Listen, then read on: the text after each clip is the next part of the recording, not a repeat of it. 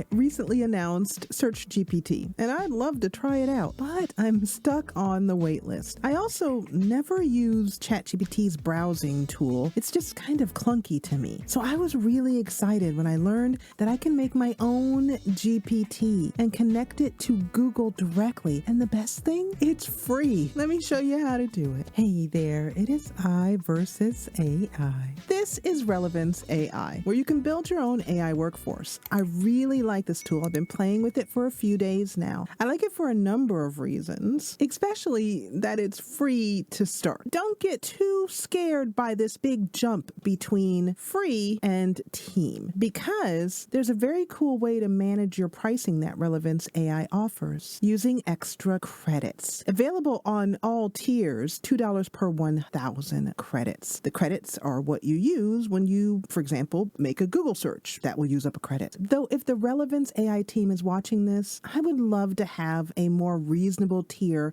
for us solopreneurs and freelancers who want to automate their work as well too. Something around, say, $20 that would give us more than 100 credits a day. Whereas Relevance talks a lot about creating your own AI agent, and you can even create a team of AI agents. The functionality we're going to be looking at today are AI tools. Tools are basically anything that you can work with both alone, like a Google search, or you can hand off to an agent a number of tools to do different things as you build out your AI workforce. We're only going to want one tool, and that's the Google search tool. So let's head on in to Relevance AI. When you come into Relevance, you're going to get this welcome screen, and you get the opportunity to create an agent or create a tool. We're going to create a tool. When you create a tool, you'll come to this screen here, and there are a lot of tools that are here already, and I do invite you to look over some of them. They have some marketing tools here and operation tools, and there are some really handy tools I could see. If you want to try out a tool, just go ahead and try it out. Click Use, and you'll get this simple little screen where you can drag and drop your files, or you can browse for files. And so you could download, for example, a podcast, drop it in here, and ask questions about it. But for our use case, we want to add a tool to our tool library. I'm going to add this Google search tool, and the way you do so is to click here on Modify. To modify a tool, you'll need to clone it, basically. So just by clicking Continue, you will clone the tool. You'll basically have a copy of the original tool. If they later on make any copies to that tool, the original tool, you'll need to clone it again to get those new changes. You now have access to your own Google search tool. Here is where the user input happens, what is done with that input, which is a Google search, and they've also handily added some code here on how to deal with things if the search result returns 0. If you want to test out the tool, you can enter a test value here so you can see what results are returned. I'm going to try a delicious recipe for carrot soup. I'm going to click Run All up here just so you can see what happens. And you get some results returned. You can view all the results. Doing this kind of allows you to see what's going on behind the screen. You can see that the Google search tool is returning people also ask results and also organic Google results. So now let's slap this bad boy into a GPT. I've gone ahead and cleared out the question here. I'm going to click on Save up here in the top right-hand corner, the little save icon. And now let's go back out by clicking here in the top left. And now we have a tool. That's it. You simply clone the tool. You don't even have to mess with it the way I did. Just clone the tool, and the tool is now in your list of tools. To add it to a GPT, we need to head back into New. Now, I will say that this was confusing. I was looking all over for the place to find the Custom Actions button, which happens to be up here in the right-hand corner. I would say to the Relevance AI team, if any of you are watching, that this would be a lot more sensible to be over here in the left-hand side somewhere, because in order to get to this, I needed to click on New, and I was thinking, I already have my tool. I don't want to click on New. I don't need another tool. I want this tool. So that confused me for a while. Clicking on this Custom Actions screen here is going to give you some directions. The first thing we need to do is set up our custom GPT. So let's get right on that. I'm here in ChatGPT. I'm going to click on Explore GPT box in the left-hand side, and then up in the right-hand side, I'm going to click on that big old fat Create button. When creating a GPT, you can work with the model here, which, by the way, is called Gizmo, a fun little name for this little model that helps you build out a GPT. But I prefer to work with the GPTs in the Configure tab here because I'm able to just do some prompting here and write the prompt in my own way. The prompt that I'm going to use will be in the description box below, so don't worry, you'll be able to just copy and paste it right into your own GPT. I'm going to go ahead and name this GPT the very obvious name of Google Search. Naming your GPT something that is an exact description of what it is will help you later on when I show you a cool little trick near the end of this video. I'm not going to add a description which would show up here below the title because I have no intention of sharing this and I know exactly what the GPT is. For the instructions, this is basically the prompt. For conversation starters, if I were sharing this again with someone, I might add these in. And I want to just take a note here to give you some caution. If you intend to use this and share it on the GPT store,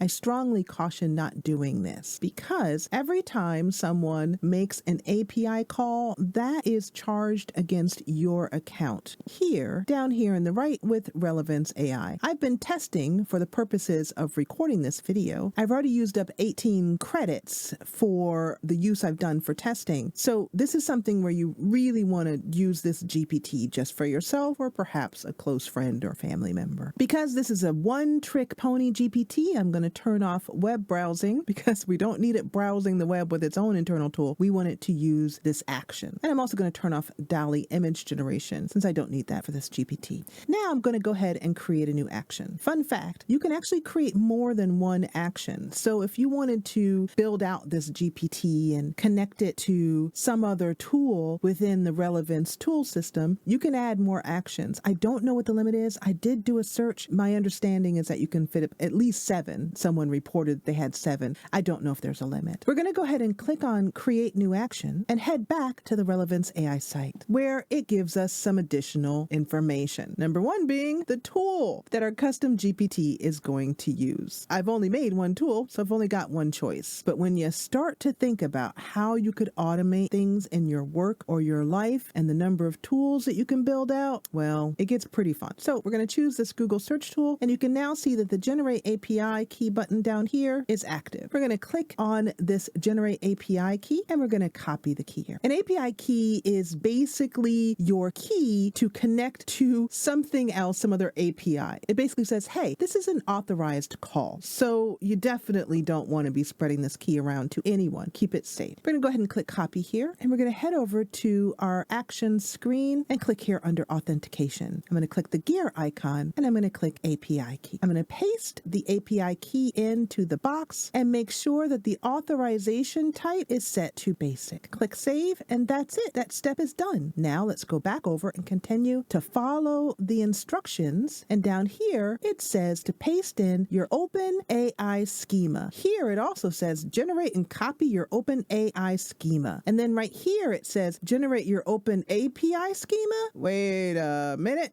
There are 2 different organizations here. OpenAI, who creates ChatGPT, and the Open API Initiative, which is a community organization that basically said, hey guys, let's all get clear on how we're going to be writing out these schemas so that we can all have our APIs talk to each other. Because if we didn't get something standardized, all kinds of API calls around the world would be failing if someone put a colon instead of, say, a semicolon. Uh-oh. Basically, keep in mind that it's not a mistake when Relevance AI refers to generating an open API schema. It basically means a list of instructions for one API to talk to another, written in a very standardized, we agreed upon this around the world way. When I click this button, I get a little copy button here. So I'm going to go ahead and copy that and drop it right here into this handy Open API schema button here. Well, that looks pretty messy. So let's go ahead and click on the format button. Now everything looks pretty and relatively easy to read and understand. The other thing you'll notice is that the minute you threw that schema in here, you got an available action. There's only one. If you had more than one, they would just be piled up underneath this first one. In order to make sure that your action is working correctly, you can go ahead and test it. Here, once you've clicked on test, you'll get a debug action. This basically means we're testing. We're like developers testing cool stuff because we're cool.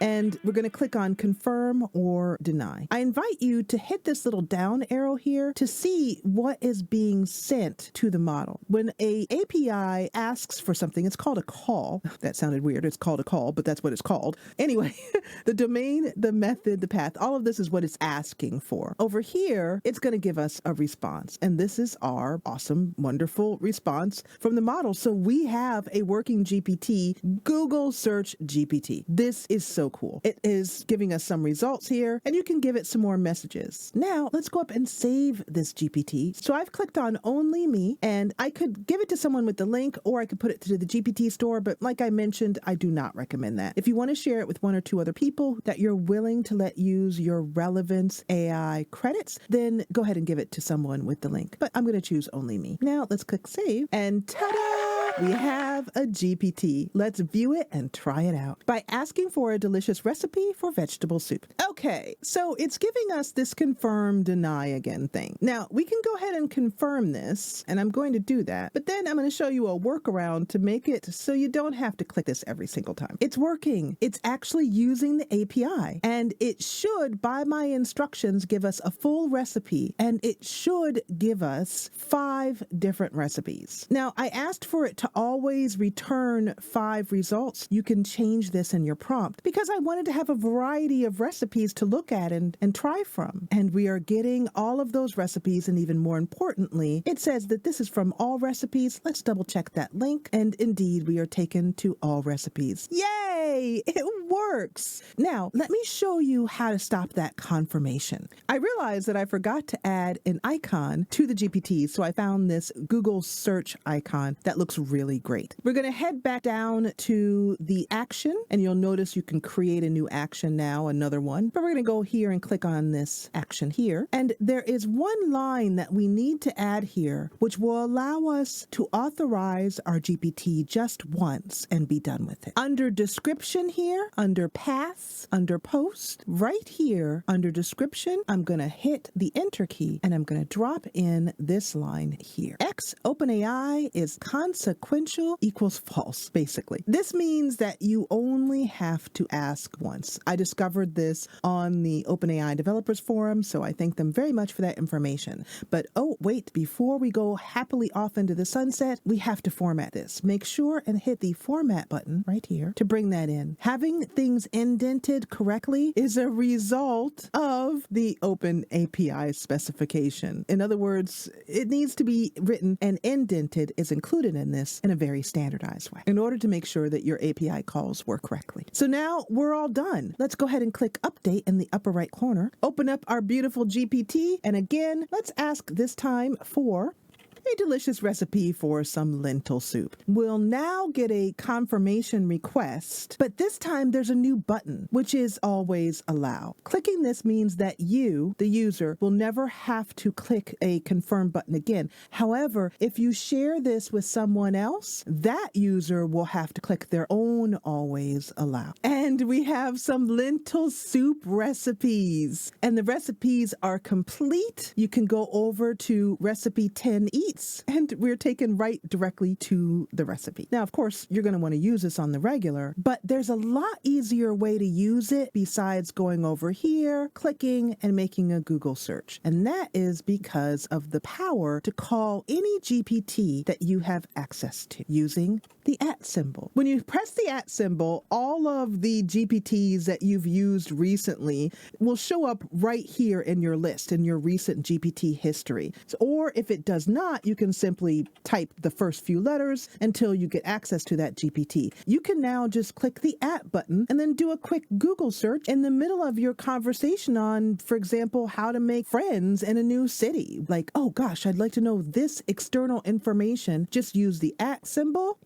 Ask for a delicious recipe for chicken soup. and be rewarded with a recipe for the best chicken soup you'll ever eat from Ambitious Kitchen and 4 other recipes. The reason why I love this method of using Google search within ChatGPT is, one, it's free, but also you can expand upon this GPT because you are now in complete control of it. We don't have any control over what the browsing tool does or how it returns it. And though Perplexity AI is amazing at coming up with great recipes, results, again, we have no control over how it's written or how many links it pulls. But with our own GPT, well, we can do whatever we'd like. The true power of GPTs lies in their ability to connect to the outside world, your outside world, your apps, your calendar, your email, your task list. But you'll need to understand a little bit about how APIs work, which is why I did a very simple, easy to understand tutorial on APIs, how they work, how to actually go out and understand API documentation and bring it back in to create a schema for your own GPT. I did all of that for you in this video, which is on screen right now.